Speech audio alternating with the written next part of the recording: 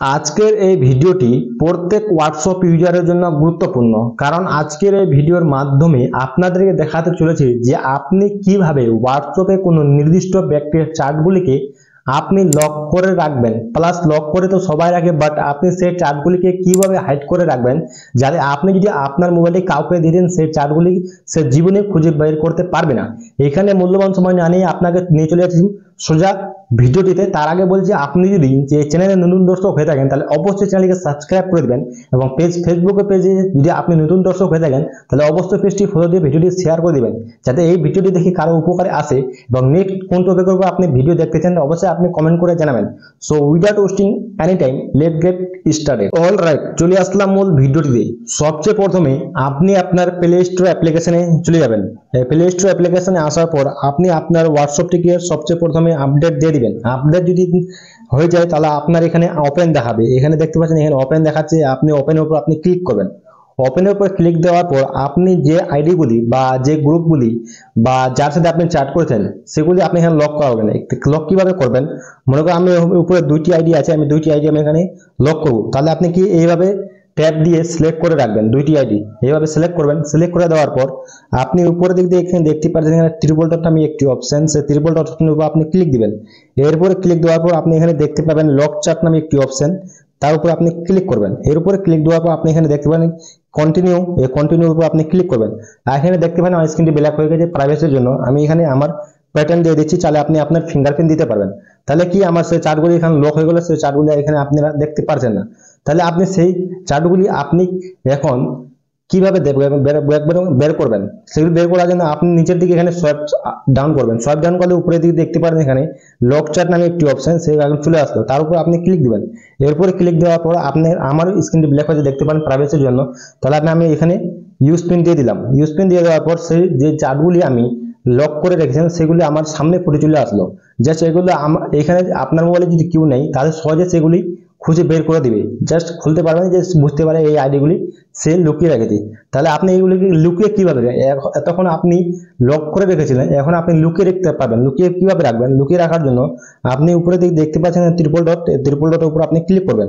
এখানে chart lock setting নামে একটি অপশন দেখতে পাচ্ছেন, চার্ট লক সেটিং, এর উপর আপনি ক্লিক করবেন। এর উপরে ক্লিক দেওয়ার পর এখানে দেখতে পাচ্ছেন হিডেন লক চার্টস, বা যে চার্টগুলি আপনিকে বা যে চার্টগুলি আপনি লক করে রেখেছেন সেগুলো আপনি এখানে লুকিয়ে রাখতে পারবেন। তার কি আপনি এখানে অন করে দিবেন। অন করে দিলে আপনার এখানে একটি সিক্রেট কোড তৈরি করতে, এখানে দেখতে পাচ্ছেন আমি এখানে একটি সিক্রেট কোড তৈরি করতে লাগবে। তাহলে কিভাবে ক্রিয়েট এর সিক্রেট কোড, এখানে নিচের দিকে দেখতে পাচ্ছেন ক্রিয়েট এর সিক্রেট কোড, এর উপর আপনি ক্লিক করবেন। এইগুলো ক্লিক দেওয়ার পর এখানে দেখতে পাচ্ছেন আমার এখানে কোড তৈরি করবে।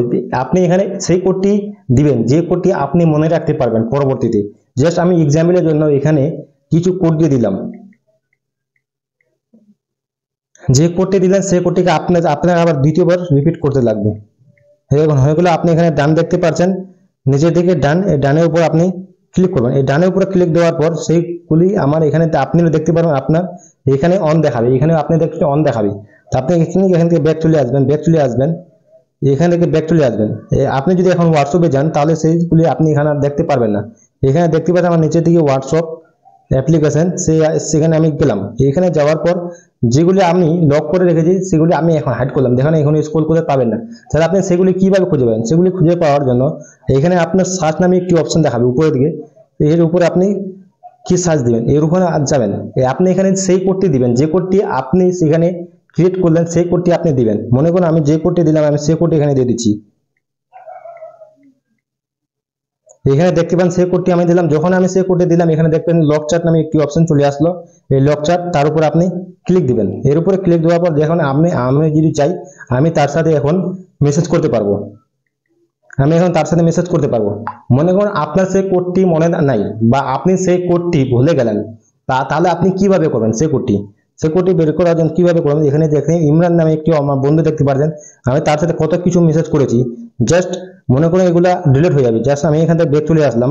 মনে করুন আপনার সেই কোডটি মনে নেই, তাহলে আপনি কি করবেন, তাহলে আপনি অ্যাপ্লিকেশনে চলে যাবেন হোয়াটসঅ্যাপের।